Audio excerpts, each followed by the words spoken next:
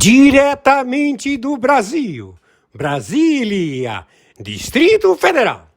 Quem vos fala, mestre Dinho, trazendo sempre informações na palma da sua mão, com notícias de utilidade pública, nacional e internacional. O mestre Dinho, eu quero aqui, antes de iniciar esta live, eu quero falar sobre o Pix do juiz Oscar Aníbal Chapan. Pix, Oscar Aníbal Chapan, @gmail.com. Repito, Oscar Aníbal Chapan, @gmail.com.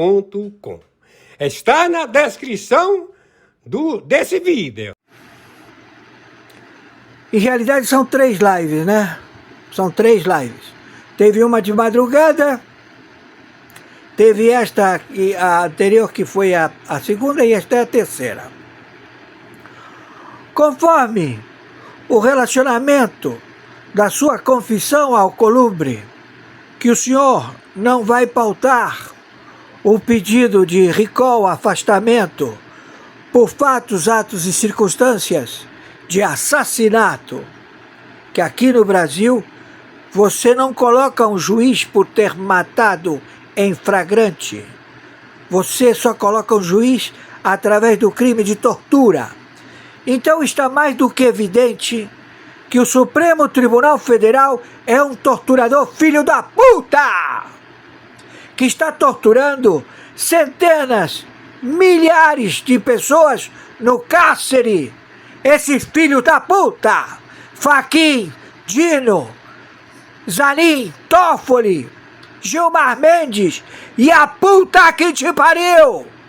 Quem tá falando é o interventor. Entendeu, meu filho? Vocês estão torturando a população da República Federativa do Brasil. E não vamos permitir.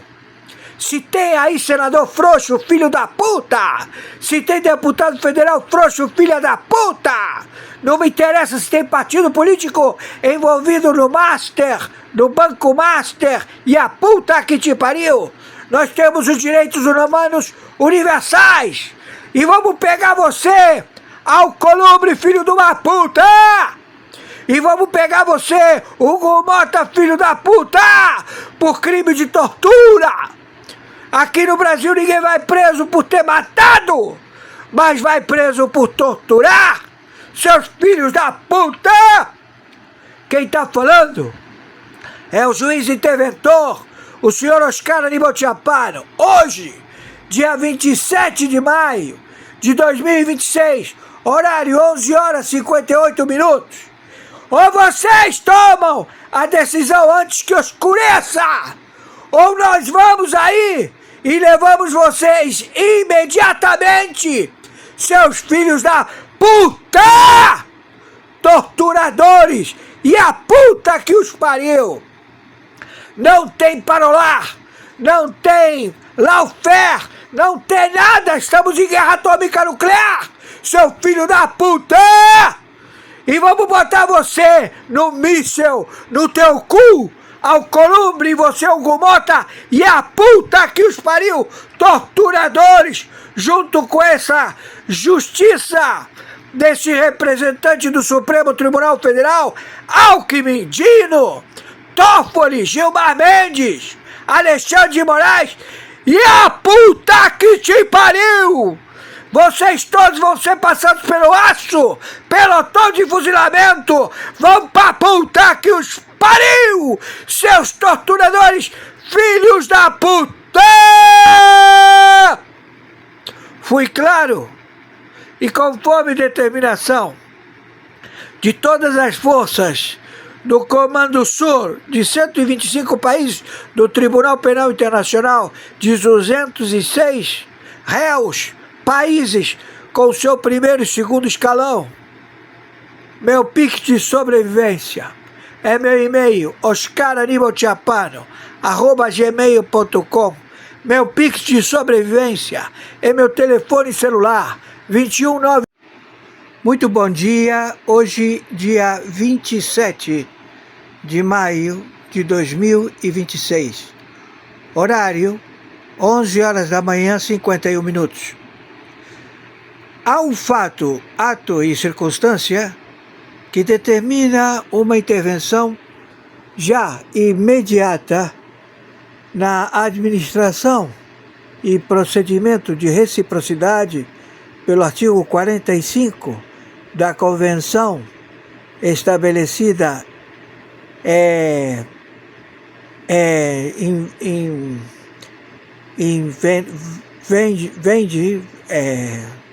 localidade europeia, ao qual determina a reciprocidade do comportamento da diplomacia e estatuto da Lei Louman.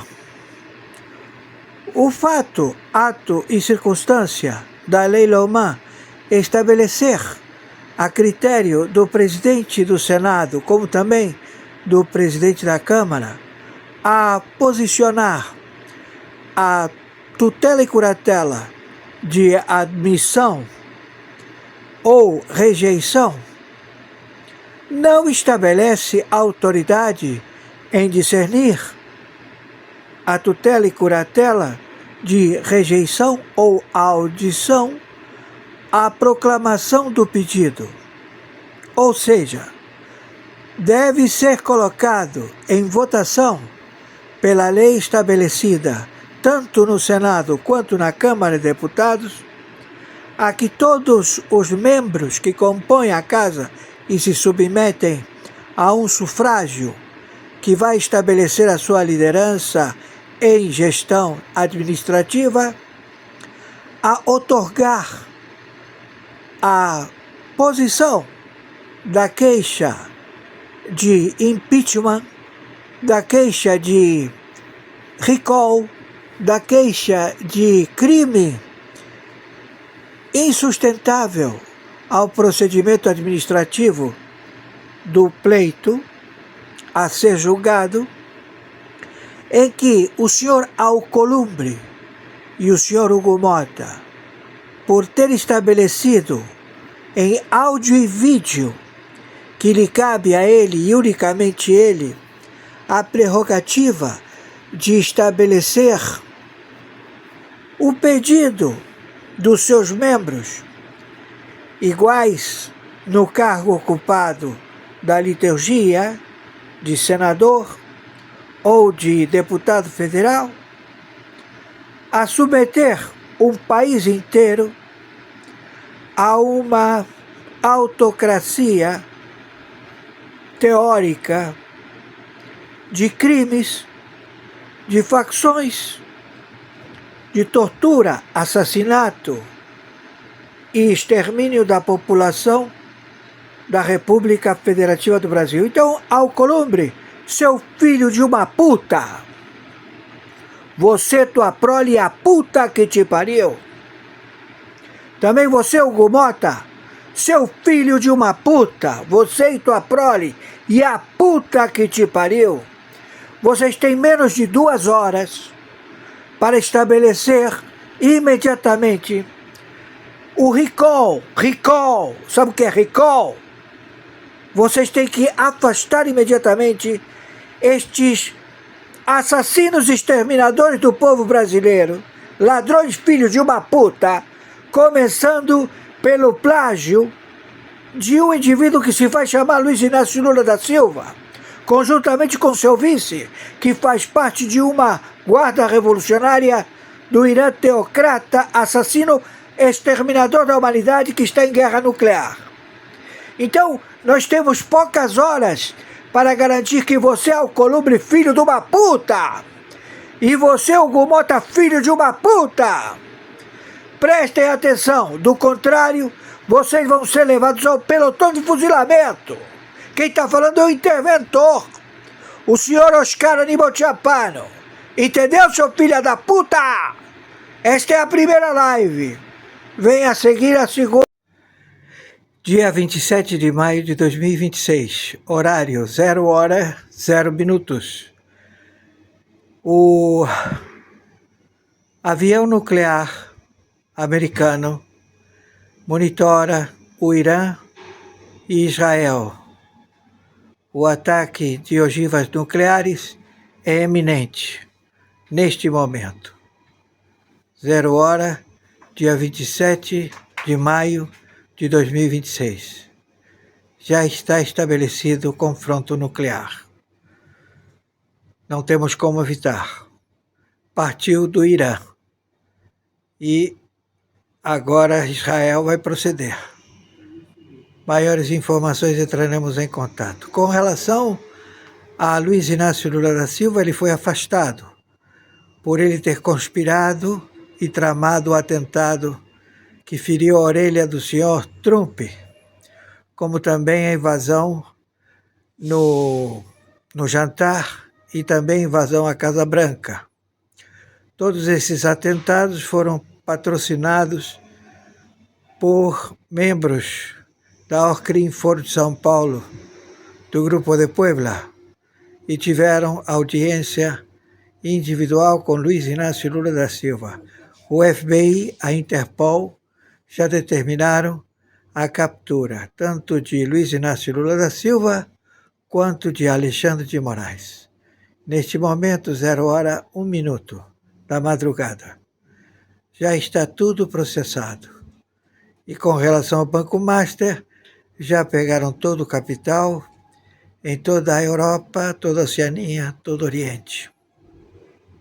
Está tudo confiscado. E estamos procedendo. Quem está falando é o senhor Oscar Aníbal Chapano, Arbitragem Internacional, no evento Guerra Atômica Nuclear. Vamos olhar a Lua para testificá-la. Aí está a Lua. Perfeito? Testificando então. Com relação a nosso Pix de sobrevivência, é meu telefone celular, 2199-742-0789. Meu Pix de sobrevivência é meu CPF, 510-466-44734. Meu Pix de sobrevivência é meu e-mail, oscaranibalchapano@gmail.com. Torno a repetir, a Interpol tem a captura de Luiz Inácio Lula da Silva, ele está afastado, o senhor ministro Mendonça já afastou ele, e Alexandre de Moraes. Estão afastados os dois, neste instante. A Interpol já se encontra, o Comando Delta já se encontra também, o FBI, a DEA e o Mossad. Estamos procedendo ainda hoje, nesta madrugada do dia 27 de maio de 2026. Perfeito? Quem está falando é o senhor Oscar Aníbal Chapano, interventor do Tribunal Penal Internacional, do Tribunal Internacional do Brooklyn, do Supremo Tribunal Mundial, da Corte Permanente de Haia. A intervenção também é na membresia da ONU. Já está tudo determinado. Por favor, vamos proceder com cautela e posicionamento cirúrgico. Acabou tudo. Ok? Já estamos procedendo neste instante. O Exército já tomou todas as guarnições. Já está o levante da Marinha, do Exército, da Aeronáutica. Os membros que se encontram na China certamente não voltarão porque estão sentenciados ao pelotão de fuzilamento. Eles foram lá para receber ordens e tem que ficar por lá mesmo, pela China. Estamos entendidos? Então, eles estão lá no evento. Vão ver as bombinhas caindo. Entenderam? Foi claro? Que o Senhor Yahushua Rom Yerushalayim nos proteja a todos. Que o Senhor Allah Todo-Poderoso nos proteja. Que o Senhor Jesus Cristo nos proteja. Gratidão. Muito obrigado a todos. Dia 27 de maio de 2026. Horário 0h, 0 minutos. O avião nuclear americano monitora o Irã e Israel. O ataque de ogivas nucleares é eminente neste momento. 0 hora, dia 27 de maio de 2026. Já está estabelecido o confronto nuclear. Não temos como evitar. Partiu do Irã. E agora Israel vai proceder. Maiores informações entraremos em contato. Com relação a Luiz Inácio Lula da Silva, ele foi afastado por ele ter conspirado e tramado o atentado que feriu a orelha do senhor Trump, como também a invasão no jantar e também a invasão à Casa Branca. Todos esses atentados foram patrocinados por membros da Orcrim Foro de São Paulo, do Grupo de Puebla, e tiveram audiência individual com Luiz Inácio Lula da Silva. O FBI, a Interpol, já determinaram a captura tanto de Luiz Inácio Lula da Silva quanto de Alexandre de Moraes. Neste momento, 0 hora, 1 minuto da madrugada. Já está tudo processado. E com relação ao Banco Master, já pegaram todo o capital em toda a Europa, toda a Oceania, todo o Oriente. Está tudo confiscado. E estamos procedendo. Quem está falando é o senhor Oscar Aníbal Chapano, Arbitragem Internacional, no evento Guerra Atômica Nuclear. Vamos olhar a Lua para testificá-la. Aí está a Lua. Perfeito? Testificando então.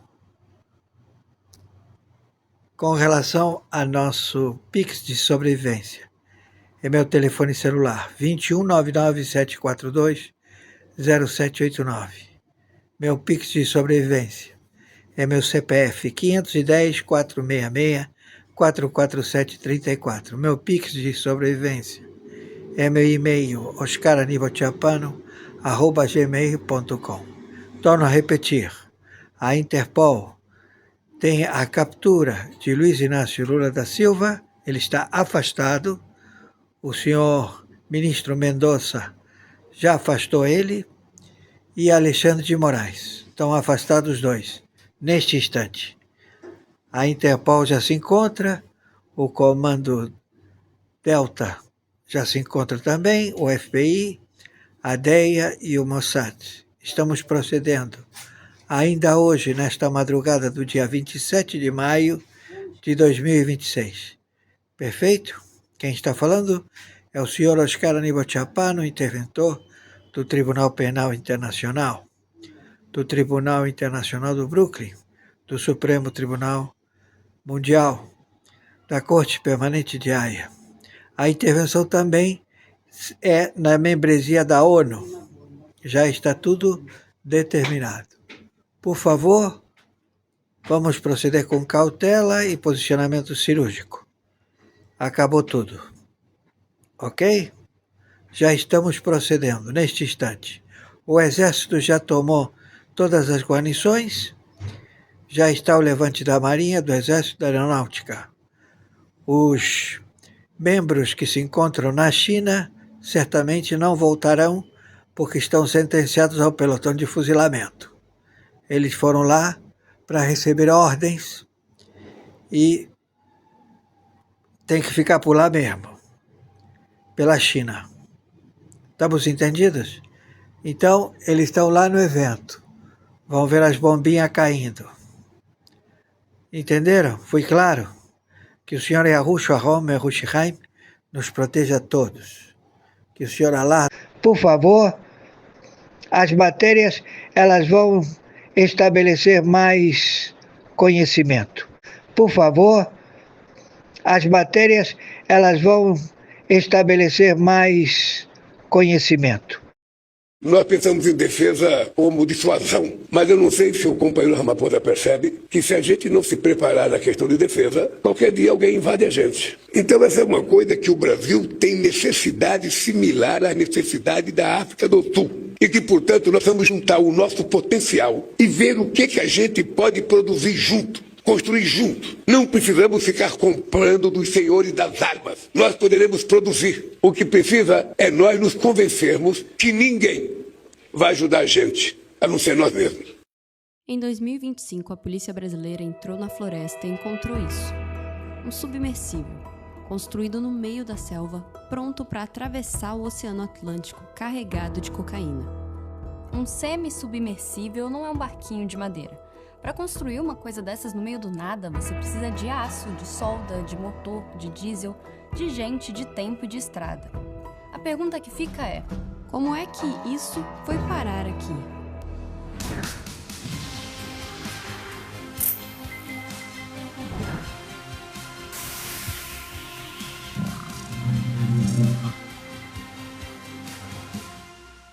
Sim, a Amazônia é muito grande, maior do que você imagina.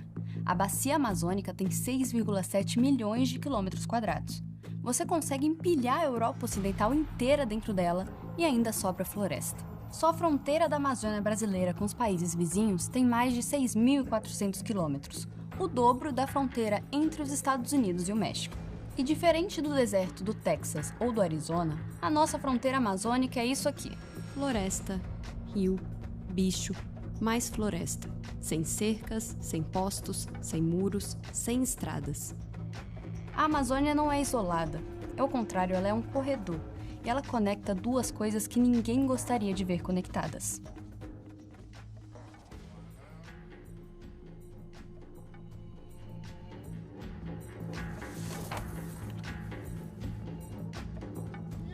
Aqui é a maior região produtora de cocaína do mundo. E aqui o Oceano Atlântico, a porta de entrada da Europa. Entre esses dois pontos, há quase 7 milhões de quilômetros quadrados de uma floresta impossível de vigiar. O Brasil quase não planta folha de coca. Na verdade, 99,5% do cultivo mundial de coca vem de 3 países: a Colômbia, a Bolívia e o Peru. O nosso continente tem o monopólio dessa indústria.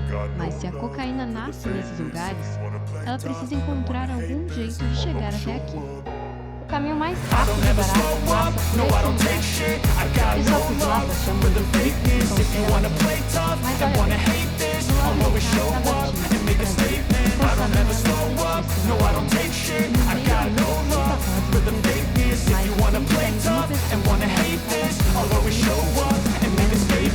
Everything I do so instinctive and so passionate. Every word I move so descriptive like an adjective. I got a vendetta against people who patented being negative when you should be getting after it. I got facts over tracks. Isn't that spitting slow, spitting fast? I could roast, I could gas, think I'm okay at last, but I don't know if that can erase all the past and the pettiness. A reflection of the emptiness, hilarious. You think you're worth my time, you're delirious, mysterious because you hide behind a fake exterior, inferior. You know I'll always be a bit superior. Get off of me, this ain't no humble brag. I want you to hear words, you can say them back. I want you to feel free from the chains that last, and to believe in what you got, it was built to last. Yeah.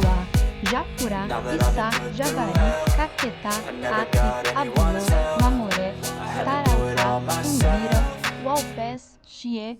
I don't ever slow up, no I don't take shit. I got no love for the fakeness. If you wanna play tough and wanna hate this, I'll always show up and make a statement. I don't ever slow up, no I don't take shit. I got no love for the fakeness. If you wanna play tough and wanna hate this, I'll always show up and make a statement. Gonna learn the consequence of being incompetent. Mental health is confidence, dreams is a modesty. I'm not here to save the day, that's for you to take Antes, uma away. carga I could play a atravessava a million. Amazônia num voo de 2-3 horas, concentrada, pontual, quase invisível para cidades lá embaixo.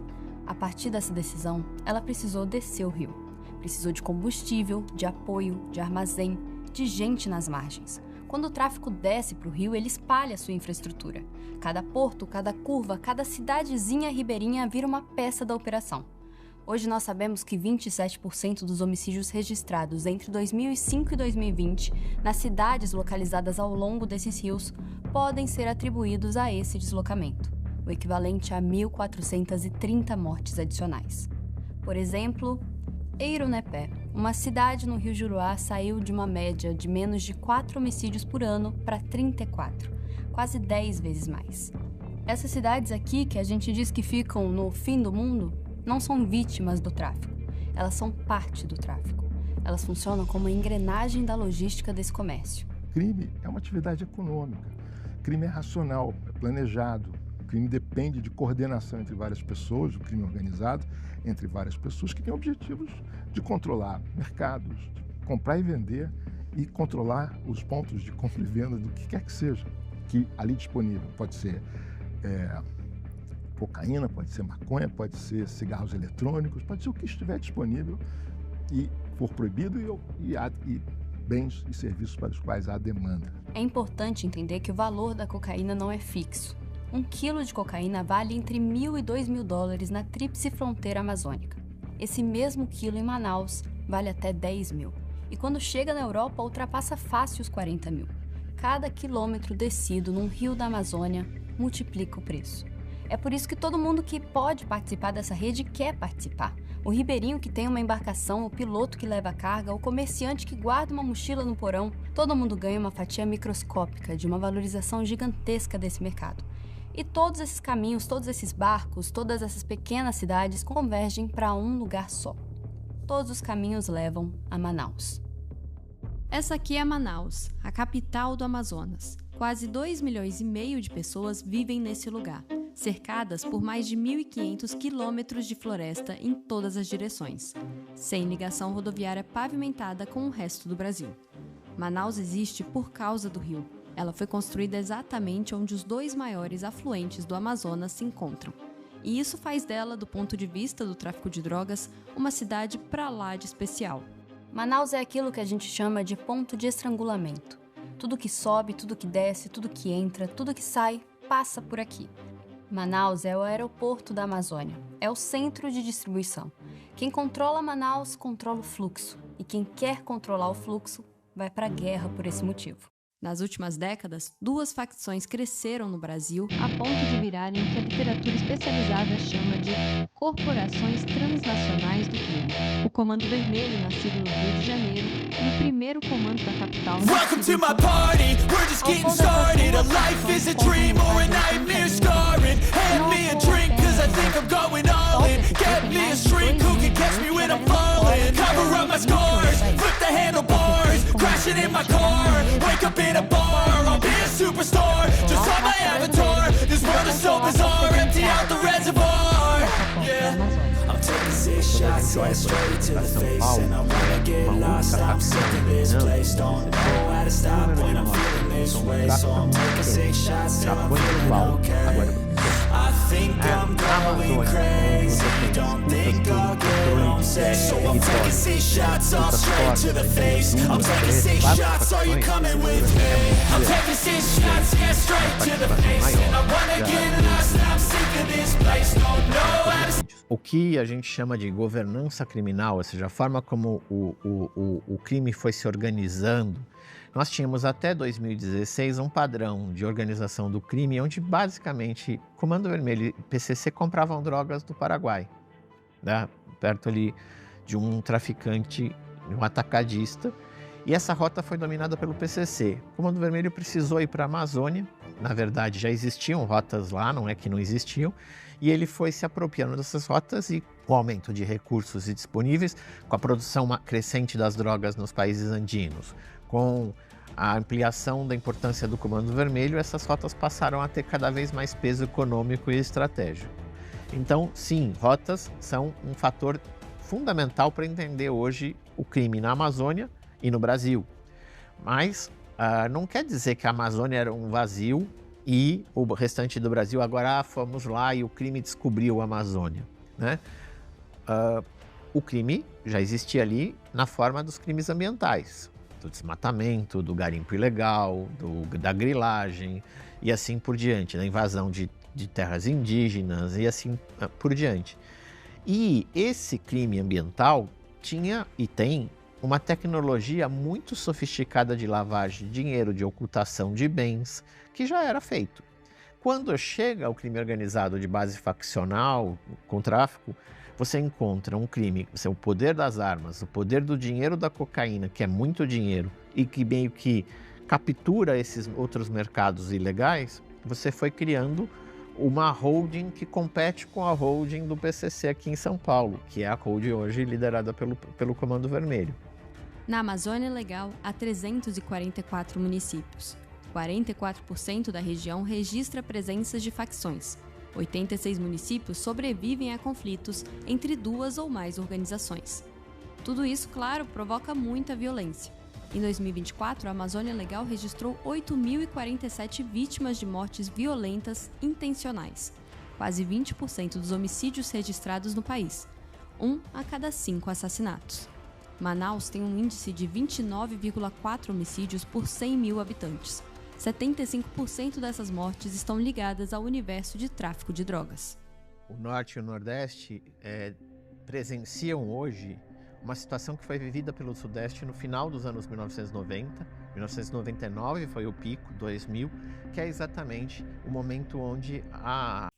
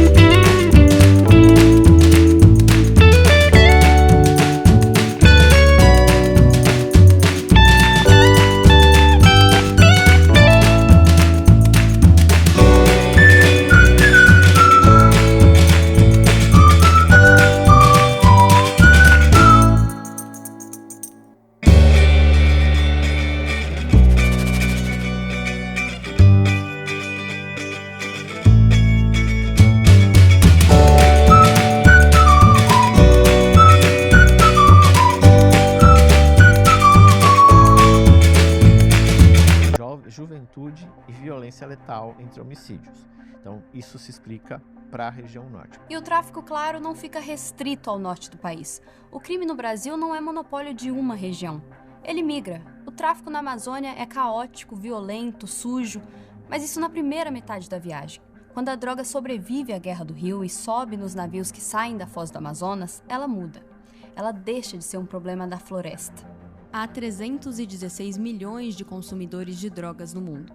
Desses, 8% consomem cocaína, algo perto de 25 milhões de pessoas. A principal função do Brasil nesse mercado é distribuir a droga em grandes quantidades para outros continentes, sobretudo a Europa. Ou seja, recapitulando, você tem um produto que saiu da Bolívia a $1.000 o quilo. Desceu Solimões, passou por Manaus, chegou em Belém. E agora precisa atravessar o Oceano Atlântico. Por onde? Durante muito tempo, a maior parte da cocaína brasileira saía por aqui, pelo Porto de Santos, em São Paulo.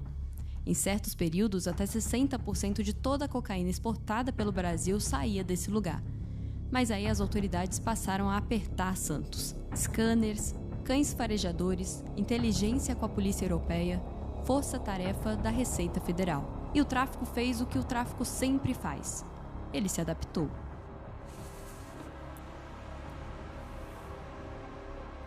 De Santos até Roterdã, o maior porto da Europa, são mais de 10 mil quilômetros de navegação. De Pecém, que é mais ou menos aqui, até Roterdã, são 5.800, quase a metade.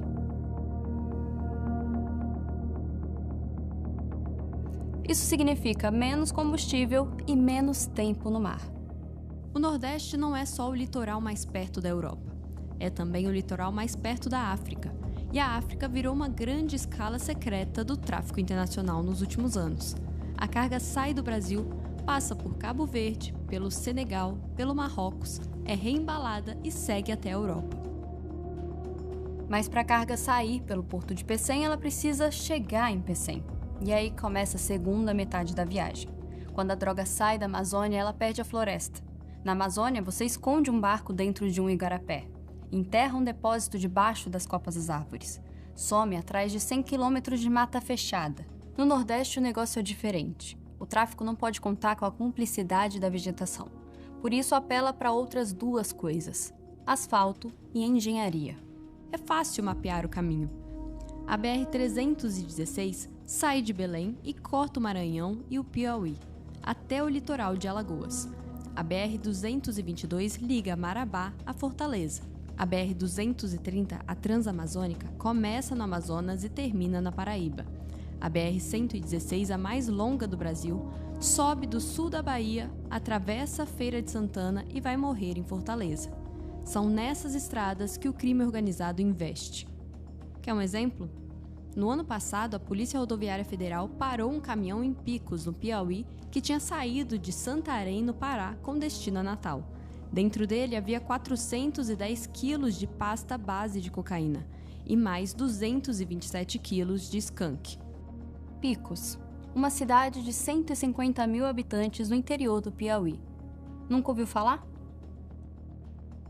Picos é um dos pontos obrigatórios da logística de tráfico de drogas. A BR-316, que vem do Pará, passa por dentro de Picos. A BR-407 cruza Picos, ligando Teresina a Petrolina. A BR-020 passa por Picos, ligando Fortaleza a Brasília. A BR-230 passa por Picos, ligando a Paraíba ao norte. Se você quer levar uma carga do Pará até Fortaleza, Recife, Natal, João Pessoa ou Salvador de caminhão, é quase impossível não passar por Picos. Quer outro exemplo? Essa aqui é Jequié, na Bahia. Também tem 150 mil habitantes e também fica no interior. Jequié tem uma taxa de 77,6 homicídios por 100 mil habitantes, quase 4 vezes a média nacional. É a segunda cidade mais violenta do Brasil. Por que Jequié? Porque esse lugar também é um entroncamento. BR-116 e BR-330. Liga o sul da Bahia, o interior do Nordeste e o litoral. Quando a gente considera cidades brasileiras com mais de 100 mil habitantes, as 10 mais violentas estão todas no Nordeste. Só a Bahia coloca 5 cidades nesse ranking. E todas, sem exceção, estão no caminho do tráfico, ou num grande entroncamento rodoviário ou na região metropolitana de um porto. Essas cidades ajudam a colocar o índice de criminalidade do Brasil lá no alto. Isso não acontece porque as pessoas que nasceram nesse lugar são naturalmente mais violentas. Isso é o preço que o Nordeste paga por ser o caminho mais curto entre a Bolívia e a Holanda. Considerando os últimos dados que estão disponíveis, o Brasil inteiro tem uma taxa de 20,8 mortes violentas por 100 mil habitantes. É a menor taxa desde 2012. A violência vem caindo no país. O problema é que ela ainda é bastante desigual. O Sudeste tem uma taxa de 13,3 homicídios por 100 mil habitantes. O Sul, 14,6. E o Nordeste? 33,8. O Nordeste é hoje 2,5 vezes mais violento que o Sudeste. 60% mais violento que a média nacional. Em São Paulo, a taxa de mortes violentas é de 8,2. Na Bahia, é de 40,6. Ou seja, você tem 5 vezes mais chances de morrer assassinado na Bahia do que em São Paulo. Para a região do Nordeste, nós temos também a questão do controle territorial e o fato da região Nordeste também ter hoje portos estratégicos para os fluxos transnacionais de ilícitos, para exportação das drogas, por exemplo, para a Europa e para a África. Então, Rio Grande do Norte, Ceará e assim por diante são muito importantes para a gente entender as dinâmicas de exportação das drogas que acabam fazendo com que essas regiões também sejam muito disputadas. São regiões turísticas, portanto, regiões de alto consumo e estruturas públicas ainda sendo muito aquém do investimento que foi feito na região Sudeste na década de 1990. Quando o PCC e o Comando Vermelho chegaram no Nordeste, eles encontraram outras facções, locais em operação que eventualmente se tornaram aliadas, rivais ou as duas coisas ao mesmo tempo. Na Bahia, o Bonde do Maluco nasceu dentro do complexo penitenciário da Mata Escura, em Salvador. Começou com uma quadrilha de assaltantes e hoje é uma das maiores facções do país. Domina bairros inteiros de Salvador e cidades como Simões Filho. No Ceará, os Guardiões do Estado nasceram como uma dissidência do PCC. hoje são inimigos jurados do PCC e do Comando Vermelho. Em Pernambuco, o Comando do Litoral, que já foi conhecido como Trem-Bala, controla trechos da região metropolitana de Recife, incluindo o entorno do Porto do Suape. Em Camaçari, na Bahia, quem controla o tráfico é uma facção chamada MK, nome tirado das iniciais dos fundadores Meiquinho e Quila. Não é uma coincidência. O mapa das cidades mais violentas do Nordeste é quase ponto a ponto o mapa da guerra entre essas facções. Em Jequié, o Comando Vermelho disputa território com o PCC, aliado do Bonde do Maluco. Em Maranguape, o Comando Vermelho disputa com os Guardiões do Estado. Em Juazeiro, o Bonde do Maluco luta contra uma dissidência dele mesmo, chamada Ronda. O Bonde do Maluco até manda sozinho em Simões Filho, mas a cidade faz fronteira com Salvador, onde o Comando Vermelho tenta entrar. Em cada um desses lugares, a lógica é a mesma. O território vale porque a rota da droga passa por ele. A cidade mais violenta do Brasil é Maranguape, no Ceará. Nesse lugar, na região metropolitana de Fortaleza, vivem 108 mil pessoas. Em 2023, Maranguape era a 8ª cidade mais violenta do Brasil. Em 2024, virou a primeira, com 79,9 homicídios por 100 mil habitantes. O que aconteceu em Maranguape é o resumo do que aconteceu no Nordeste. 2 facções decidiram disputar a cidade: o Comando Vermelho e os Guardiões do Estado. Por que Maranguape é tão importante? Porque ela está dentro da região metropolitana de Fortaleza, encostada nas estradas que descem do interior para o Porto de Pecém. Das 10 cidades mais violentas do Brasil, 3 ficam na região metropolitana de Fortaleza: Maranguape, Maracanaú e Caucaia, todas encostadas no Porto de Pecém. A mesma coisa acontece em Pernambuco, só que com outro porto. Esse aqui é o Porto de Suape, o maior porto público do Nordeste. Quando ele começou a crescer, há pouco mais de 10 anos, trouxe muito emprego para a região. A cidade que cresceu colada em Suape se chama Cabo de Santo Agostinho. É a 5ª cidade mais violenta do Brasil. É o mesmo padrão de Maranguape, de Caucaia, de Camaçari, de Simões Filho. Cidade média, encostada numa rodovia federal, com um porto a menos de 1 hora de distância. Não é a pobreza que explica a violência nessas cidades, porque se fosse pobreza, os lugares mais violentos do Brasil seriam outros. Os 10 municípios com menor IDH do país estão quase todos no norte e no Maranhão, e não estão nesse ranking. O que explica essa violência é a geografia do tráfico. Uma linha que sai da Bolívia, sobe os rios da Amazônia, corta o Nordeste e termina num container, num porto a caminho da Europa. Quem mora no meio disso, paga o preço. O que faz um território ser mais violento? Hoje, se a gente olhar as 10 cidades mais violentas, são cidades onde elas têm uma função estratégica para o negócio, não só a partir da droga, mas não só para o negócio do crime organizado. Ou seja, são rotas, são pontos da infraestrutura crítica do país, como portos, aeroportos, cidades muito estratégicas perto de rodovias, em termos de logística, que permitem que, a partir do controle dessas localidades, desses territórios, você tenha uma capacidade de captura de mercados, ou seja, tanto a droga, mas também a questão da venda de serviços como internet, como gás de cozinha, como energia elétrica furtada e roubada e assim por diante, a partir da ideia do controle territorial. Então, não é a desigualdade que justifica a violência, as condições estruturais de uma sociedade tão desigual como a brasileira, de fato, favorecem situações onde pessoas sejam submetidas a territórios que são muito perigosos por serem dominados pela facção. Então, a variável que explica melhor que desigualdade é controle territorial.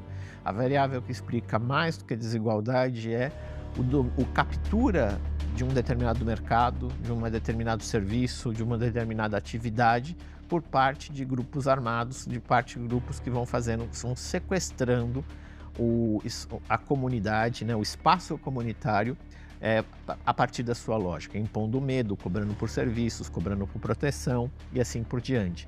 E a baixa capacidade do poder público, principalmente das forças policiais, em evitar essa captura. Como funciona a operação nos portos é um capítulo à parte para compreender a violência brasileira.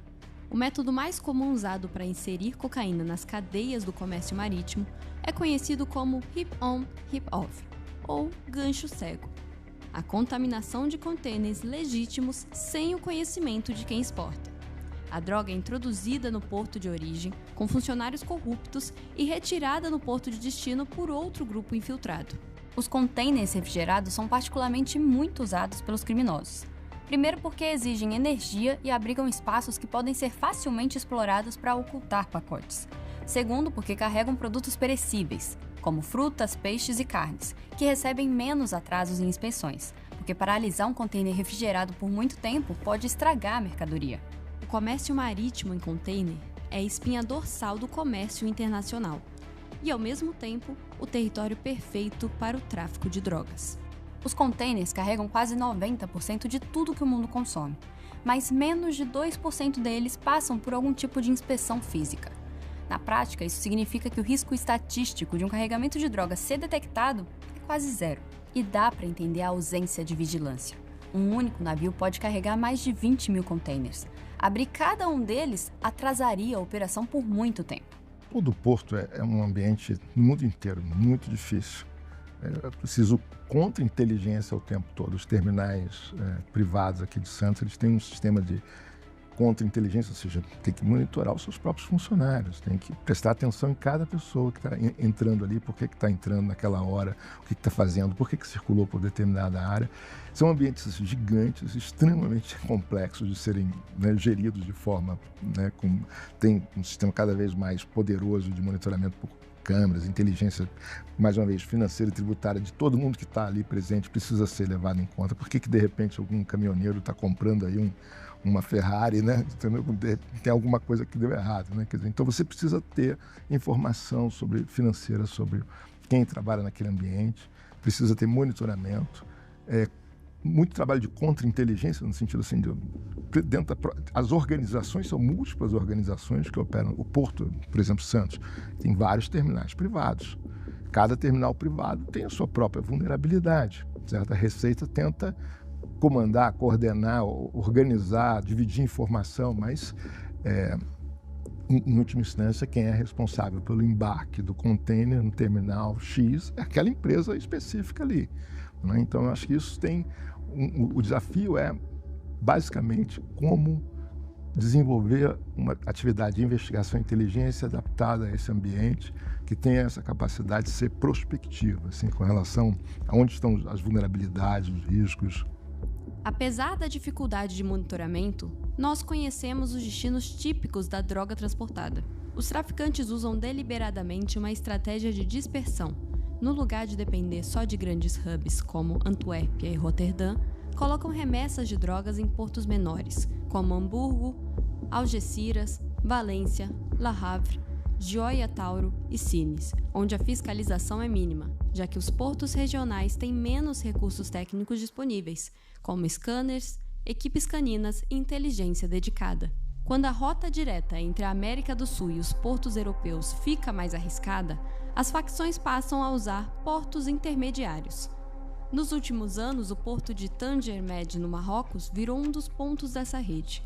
O mesmo aconteceu nos países do Golfo da Guiné, na África Ocidental e nas Ilhas Canárias. O PCC e o Comando Vermelho não atuam sozinhos nessas rotas. Eles prestam uma espécie de serviço de logística para redes criminosas estrangeiras. Na prática, as nossas facções são responsáveis por organizar a compra, o preparo e o envio da cocaína até o porto. É responsabilidade dos criminosos brasileiros que o produto chegue à Europa com o mínimo de risco. Mas quando a droga chega na Europa, o trabalho fica com os criminosos locais, albaneses, espanhóis, holandeses, que assumem o controle da distribuição e da venda da cocaína. O PCC só chegou a esse patamar de principal organização exportadora de drogas porque está entrando a droga no porto lá da Europa, na Holanda, na Itália, na Espanha, Portugal. Então, o problema do container aqui é o mesmo problema do container da Europa, porque são milhares de containers todos os dias, né? O transporte marítimo, ele é responsável por praticamente, 70% de todas as trocas comerciais do mundo. Então, imaginem que a gente tem que fiscalizar uma quantidade gigante. Isso tem que ter tecnologia, né? As aduanas, no caso brasileiro a Receita, acabam criando tecnologias de scanner, tecnologias de análise de risco, que conseguem pegar sempre algum lugar, criar protocolos para que os containers sejam selados, mas o crime vai se adaptando, então vai colocando muitas vezes, mesmo quando está em movimento, eles abrem um container e colocam, mesmo sem o exportador saber que tem droga no seu próprio container. Então assim, essa é uma batalha que tem muito a ver, o tamanho tem muito a ver também com o investimento em tecnologia de transporte, de logística, que exige tecnologia, mas tecnologia não qualquer tecnologia. Tecnologia, na verdade, de usar a ciência a favor de uma fiscalização mais rigorosa, como modelagens estatísticas, matemáticas, que vão dizer que aquele container tem uma probabilidade muito maior. Porque é impossível, porque a gente vive um dilema na questão mercantil. Se eu parar para fiscalizar todos os containers, eu vou atrasar o comércio internacional em semanas. Eu perco competitividade. Eu deixo de exportar, outros mercados vão passar a ocupar. Então eu não posso simplesmente, a regra da segurança, fazer com que tudo seja fiscalizado. Como é que eu faço isso de forma amostral com eficiência? Uma coisa muito difícil é operar porto. A cocaína chega no Porto de Santos porque chegava a São Paulo, alguém, por óbvio, estão todos empreendedores nessa área, começaram a pensar, bom, por que você chega aqui, por que não levar até Santos? Levar até Santos com direção à Europa, sim, mas você precisa ter um parceiro na Europa. Então precisa ir lá, conhecer alguém de lá começa a perceber que, bom, Santos é uma boa oportunidade. Então acho que controlar porto é uma coisa difícil, porque exige ter presença em empresas, ter presença em sindicatos, ter infiltração em várias estruturas de operação do porto. Colocar a cocaína dentro do navio é uma coisa, tirar a cocaína no porto do outro lado também exige controle do porto do outro lado. Então você precisa saber o navio para onde está indo, quem controla, quem é capaz de colocar a cocaína aqui, quem é capaz de tirar a cocaína lá do outro lado e depois receber o dinheiro. Então, e não recebe aqui, recebe em algum paraíso fiscal, um lugar de baixo controle de fluxo desse tipo de dinheiro que está tentando encontrar uma proteção à lavagem e tal.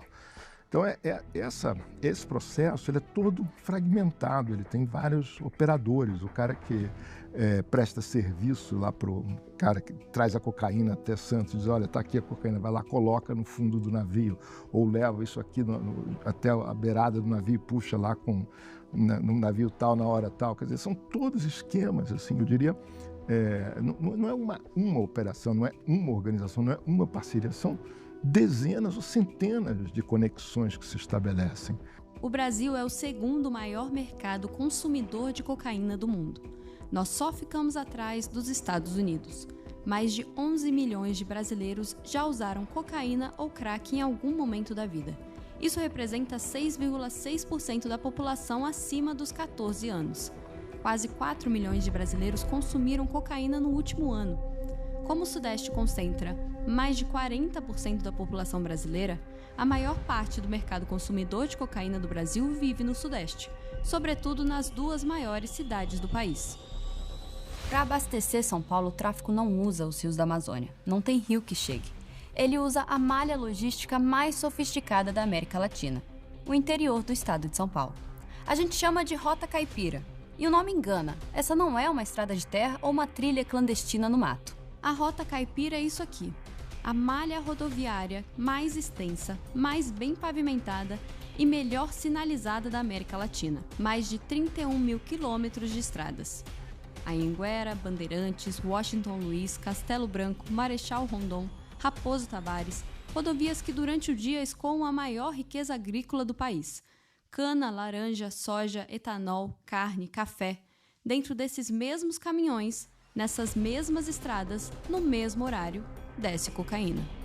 E o mesmo problema que atinge os portos acontece na estrada. A cada 100 caminhões que passam por uma blitz da Polícia Rodoviária Federal, menos de um é vistoriado. E não é negligência. Com 31 mil quilômetros de estrada e dezenas de milhares de caminhões passando por dia, não dá para fiscalizar quase nada. É impossível.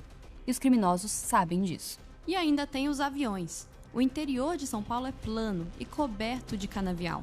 Na época da safra, a cana passa de 2,5 metros. É um labirinto verde que ninguém vê de cima. No meio dele, o tráfico construiu o que a polícia chama de pistas fantasmas. Pistas de pouso de terra batida improvisadas em questões de horas, escondidas em plantações. Aparecem, recebem um avião e somem de novo. Todo esse sistema alimenta um punhado de cidades no interior de São Paulo que ninguém associa ao tráfico. Ribeirão Preto, São José do Rio Preto, Campinas, Bauru, Sorocaba, São Carlos, Araraquara. São cidades médias, ricas, com shopping center, universidade federal, indústria, mas no mapa do tráfico cada uma tem uma função específica. Por exemplo, Ribeirão Preto e São José do Rio Preto recebem a droga, são os pontos de pouso dos voos que vêm de fronteira. Campinas e Sorocaba é onde a carga é fracionada, reembalada e dividida entre o que vai para o varejo interno e o que vai para o container de exportação. De Campinas, a carga desce pela Anchieta ou pela Imigrantes até o Porto de Santos. No passado recente, 60% de todo...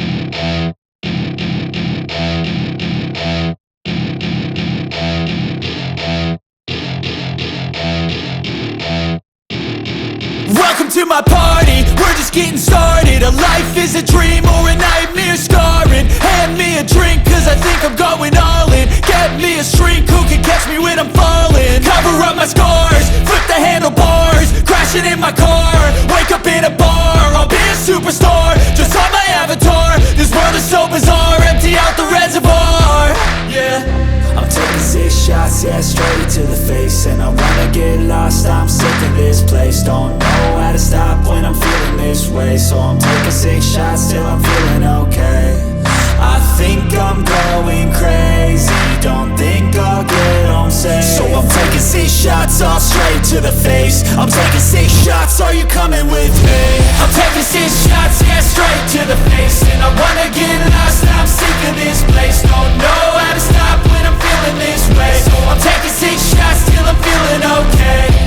I think I'm going crazy, don't think I'll get home safe. So I'm taking 6 shots all straight to the face. I'm taking 6 shots, are you coming with me? Sometimes you need to let loose, grab juice, get goose, tattoos, taboos, get screwed. Loosen up, buttercup, all those hate comments. Por quê? Porque lá está em disputa. Tem que disputar espaço, tem que disputar territórios, tem que disputar mercados. Então, São Paulo tem uma particularidade que é aqui nós temos uma única facção. E para ela consolidar esse monopólio, ela foi extremamente violenta. Ela matou muita gente. Então, mas temos um fato que não tem hoje a disputa por uma, como se diz em São Paulo, uma biqueira da droga. Você não tem ali na quebrada uma briga de trocar tiros por ponto de drogas. Isso é regulado por uma única facção, o que não acontece em outras regiões do país. Você tem as disputas, e aí sim isso é importante.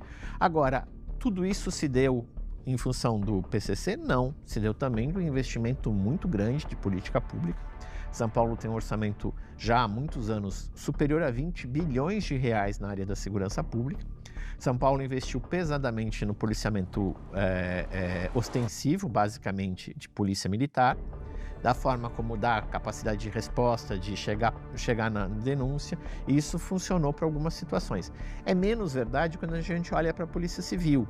As investigações foram, ao longo do tempo, perdendo qualidade porque você teve, por muitos anos, um baixíssimo investimento nas polícias civis, nas polícias judiciárias do país, ou seja, a impunidade que ainda nós hoje temos porque os homicídios não são esclarecidos, porque os outros demais crimes não são esclarecidos, tem muito a ver com a falta de investimentos na polícia judiciária, no caso das polícias civis. Então, quando eu olho a política pública, teve um investimento inegável no policiamento ostensivo, basicamente polícia militar. Tem equipamento, tem tecnologia, tem estratégia, e isso também influenciou.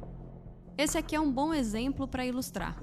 Essa aqui é Rio Claro, uma cidade de 200 mil habitantes, a 170 quilômetros da capital de São Paulo.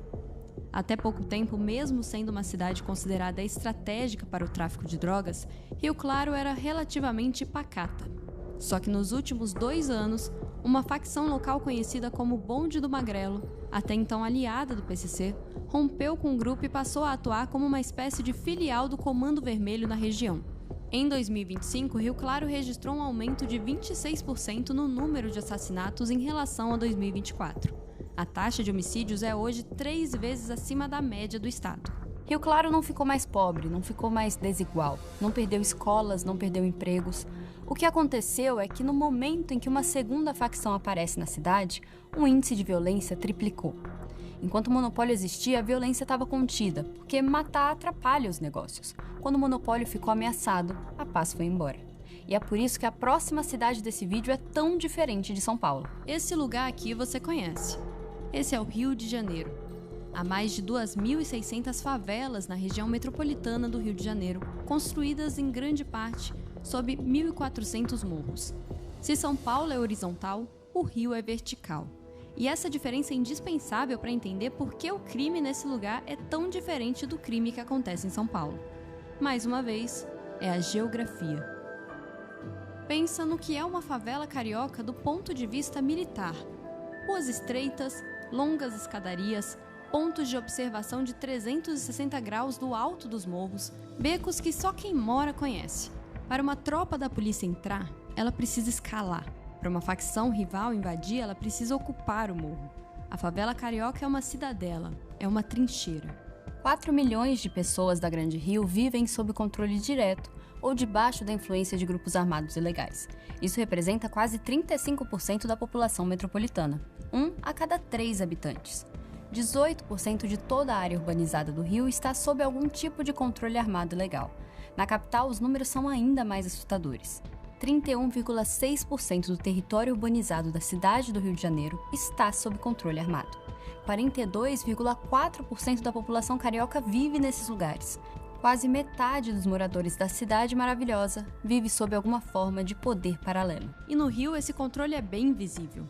Barricadas de trilhos de trem cimentados no asfalto, carros incendiados nas entradas da favela, sofás queimados, vigias em telhados com rádios e olheiros nos pontos de acesso, jovens armados com fuzis patrulhando os becos. Essa é a realidade, e ela está em expansão.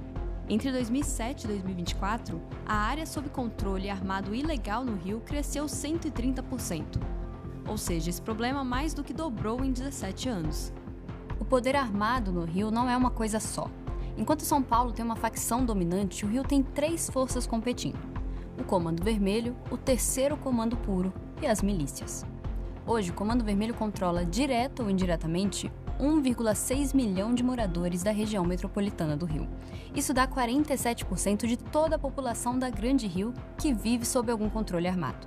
O Comando Vermelho está concentrado principalmente na Zona Norte, em partes da Baixada Fluminense e em bastiões históricos como o Complexo do Alemão, a Rocinha, o Vidigal e a Maré. O Terceiro Comando Puro é a terceira força dessa equação.